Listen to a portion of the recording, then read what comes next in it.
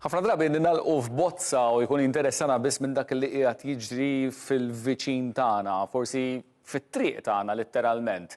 Imma xi kultant tajjeb li nagħtu ħarsa li dak li qed jiġri lil minn dawn il-gżejjer biex nifhmu wkoll l-iżviluppi li jkunu qed jiġru f'diversi pajjiżi. U din is-sena hija sena partikolari, ħafna elezzjonijiet madwar id-dinja kollha, 8 mill-10 pajjiżi, mill-ikbar 10 pajjiżi madwar id-dinja se jivvutaw jew jivvutaw diġà bħal Russja pereżempju jivvutaw diġà, l-Istati Uniti aktar tard din is-sena, il-Messiku bħalissa wkoll l-Afrika t'isfel. L-Unjoni Ewropea qed teleġġi l-Parlament Ewropew tagħha u Malta ovvjament involuta apparti l-elezzjonijiet lokali f'Malta. Ma' 2 biljun ruħ, kważi kwart tal-popolazzjoni dinija din is-sena imsejħa biex tieħu sehem f'eżerċizzju demokratiku.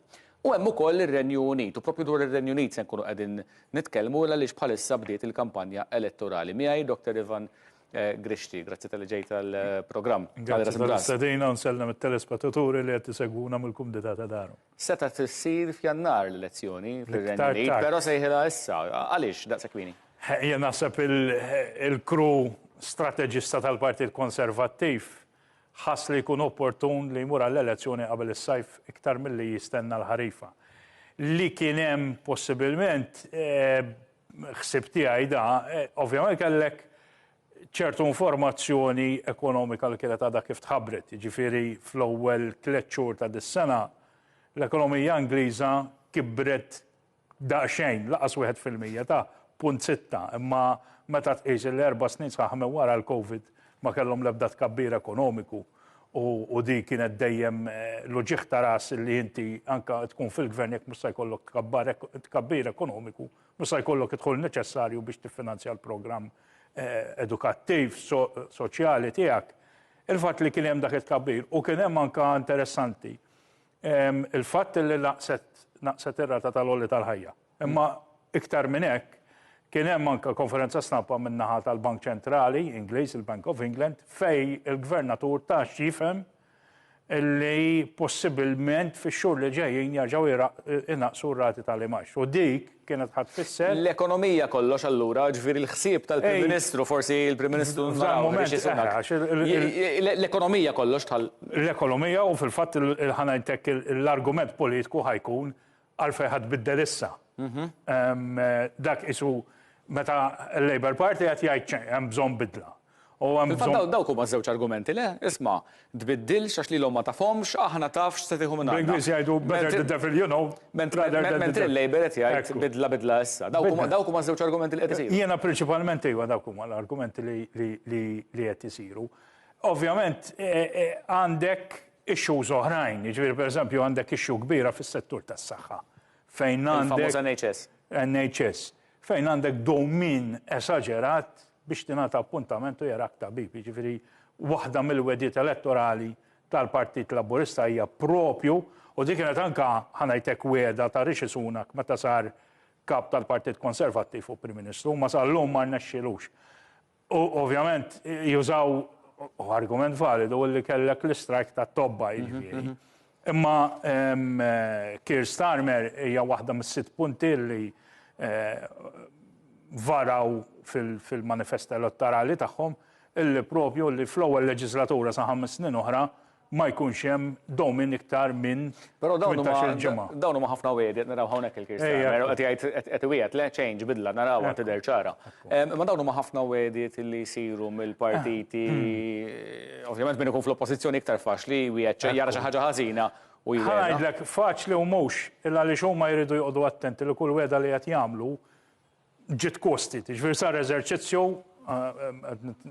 Rachel Reeves li ħadd tkun il-Ministru tal-Finanzi eventwalment ikun hemm rebħa tal-Partit Laburista. Kull darba li anke titkellemi tenfasizza isma' di tista' ssir għax għamilna l-eżerċizzju fiskali li nistgħu niffinanzjawha.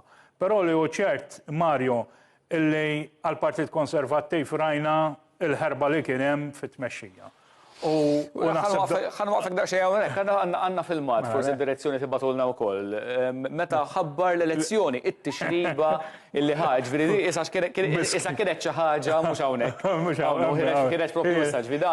Kollox ippreparat biex jagħti l-konferenza tal-aħbarijiet u jħabbar id-data tal-elezzjoni u f'daqqa waħda infetħu bwieb is-sema. Ġifieri Hija sitwazzjoni din li kważi anka l-elementi ma ħennewx għalih. Ekku, għaw propju għed narawa. Apart il-fatt li kellek mużika għaddejja, sigla, li il-Labour Party meta l-elezzjoni Tony Blair. Eżatt. Ma dil-kwistjoni il-Partit Konservattiv, kif Tories, kif spiċċaw dis-sitwazzjoni? Naħseb hija l-pejka interna bejnietom, u ġifieri fil-li kellek rebħa kbira taħt Boris Johnson fl-2019. Illi waqqa l-ħitan tal-Labour, dawk li huma assoċjati magħhom le? Constituency district li ġeneralment kienu jivvutaw Labour, wara xi 40 sena vvutaw il-Partit Konservattiv. Imma darba skont is-sondaġġ jidher li ħajarġa l-affarijiet ħajduru. Naħseb l-iktar moment naħseb ibes li kien hemm li inti qed tobbliga n-nies waqt il-COVID joqogħdu bikwietom ġo darhom ma joħorġux u inti ġo l-uffiċċju tal-Prim Ministru qed tippermetti li jsiru r-riċevimenti. U dik il-famuż parti. Waħda, qed naraw il-Jeremy Corbyn ukoll dan huwa element ieħor fil-Partit Laburista li Keir Starmer ħeles minnu u issa tieħles min-nies li kienu tiegħu lejlet l-elezzjoni. Jien naħseb Keir Starmer għalkemm m'għandux l-oratrija li kellu Tony Blair, però naħseb bħala mexxej fejn għandu jieħu deċiżjoni joħodha, jaf li ħajoħroġ id-dem imma kollox ikkalkulat. Però ikkalkulati meta qed jieħu daw id-deċiżjonijiet lejlet l-elezzjoni, ġifieri kellu din id-deputat Diane Abbott ilha hemmhekk mill-1987. Li għamlet ċertu kummenti fuq il-poplu Lot. Kienet l-ewwel deputat tal-Karna Jones. Din ilha 37 sena. Ġifieri nista' nifhem. Qed jeħles minnha. Iva, hi reġgħet saret il-whip tal-partit. Però mid-derom se ħalluha tikkontesta fid-distrett tagħha. Dak li nħossien fuq għadej u illi trid jew ma tridx daw l-affarijiet, jiena ma nafx għalfejn il-mument kien issa, żgur ħaddellef il-Partit Laburista f'dal każ Keir Starmer bħala leader, illi f'dal ġimgħat tal-kampanja elettorali jkun jista' iwassal il-messaġġ kif u fiex sa jmexxi l-gvern tiegħu. Jiġifieri daw ikunu affarijiet illi żgur ma jgħinux fl-eżerċizzju li jkun għaddej anke l-istrateġisti tal-partit llum qegħdin hemm. Irid il-ħin kollu jwieġeb dwarha. Ħa neħdok lura fuq it-Tories, fuq il-Konservattivi, ġifieri daw kellhom mill-2016 sal-lum 8 snin David Cameron, l-aħħar sena tiegħu bħala Prim Ministru. Dak nnifsu mar-referendum. Theresa May, li għamlet sentejn u nofs li ta' kemm. U darbiet sħaba stess daħlu la sikkina ġo dara. Però rebħet l-elezzjoni, mbagħad rebaħ l-elezzjoni wkoll Boris Johnson. U rebħa kbira. U rebħa kbira kif kont qed u ma kellna l-istress li għamlet kemm xahar. Ftit iktar minn xahru. Ġifieri meta jkollok partit li qed ibiddel il-leader tiegħu b'ċertu frekwenza u baqa' fil-gvern ngħidu kif.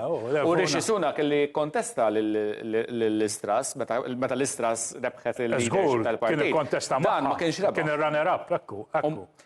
X'inhi dis-sitwazzjoni li għandhom it-Tories? Qegħdin f'sitwazzjoni delikata ħafna li ma jafux direzzjoni sejjer. Naħseb l-elettorat Ingliż ma jistax jarġa' jafda il-poter tal-pajjiż f'idej partit jekk m'għandux daru f'ordni.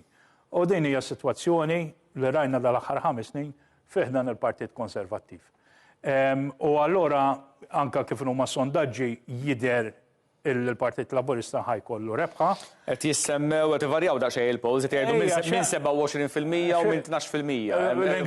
L-Ingliżi għandhom espressjoni a week in politics is a long time. Ġifieri ġimgħa fil-politika huwa żmien twil. Ġifieri anke waqt il-kampanja jaf u wieħed mill-fenomeni huwa l-partit iż-żgħar, jiġifieri pereżempju ir-Reform UK illi għalkemm mhux se jikkontesta imma l-mutur wara jħuwa Nigel Farage. Da ħajtelfu, għax dana...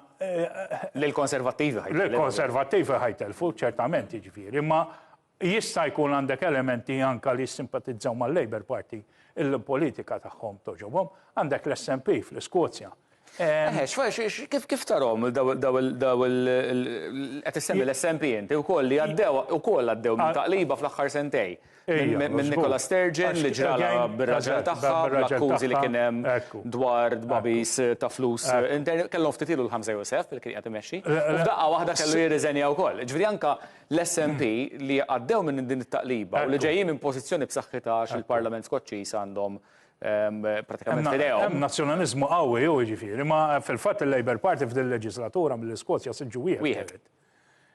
Issa is-sondaġġ juri li ħajkollhom ħajrpu 20. Imma f'dal ġimgħat li ġejjin l-affarijiet jistgħu jinbidlu fil-fatt nasab l-aħjar sondaġġ ħajkun propju lejliet li dak li jkun immur jivvota. Inti semmejt daqsxejn l-issues li qegħdin jiddominaw, semmejt li l-ekonomija, semmejt ovvjament min qed jgħid hemm bżonn ta' bidla, min qed jgħid isma' tafdawhomx, l-argumenti li jsiru anke ġieli saru Malta fl-elezzjonijiet hawn Malta. Però hawnhekk qed tiddomina ħafna wkoll l-immigrazzjoni. U waħda di wkoll kienet waħda mill-affarijiet li ħanajtek wieħed meta sar kap tal-Partit Konservattiv li xisunak. Fil-fatt hemm il-famuża Rwanda Act li għaddiet hija imma ma bagħtux ajruplan. Le, u fil-fatt l-ewwel ajruplan ħajtlaq propju wara l-elezzjoni. Ġifieri l-elezzjoni tkun għaddiet u qed nimmaġina l-Labour Party jitla' fil-gvern naħseb ħajżarma kollha ġifieri. Però l-immigrazzjoni żdiedet, ma tistax ma tgħidix għax waħda mill-fatturi li ġara l-fatt li ħarġu mill-Unjoni Ewropea. Brexit fuq hekk il-fibnija le ġifieri. Telqu kważi 75,000 ċittadin Ewropew kellhom jerġgħu jmorru lura pajjiżhom. Ma Brexit kienet mibnija parti minnha, kienet mibnija fuq il-fatt li jisma' innaqsu l-immigrazzjoni. Innaqsu l-immigrazzjoni imma ma rnexxietx. Ma rnexxietx. Għax di sikkina taqsna żewġ tixfar. Inti jekk trid l-ekonomija tikber, u ħatiħu l-inizjattivi biex tikber l-ekonomija, imma jekk in-nies eżistenti mhux se jkunu iktar produttivi, mela trid iktar nies. Issa, minn fejn ħajġu dan nies? Jiġifieri nasab kieku kellu jsir referendum illum fuq sħubija fl-Unjoni Ewropea jerġa' jdur. Ovvjament, anke l-Labour Party qed joqgħod attent li ma jsemmihiex, il-ġiex partiti qed joqogħdu attenti illi fil-policies, fil-politika li beħsiebhom jippromovu jekk jingħataw il-mandat tal-poplu, li l-biċċa xogħol ta' Brexit ma jsemmuhiex.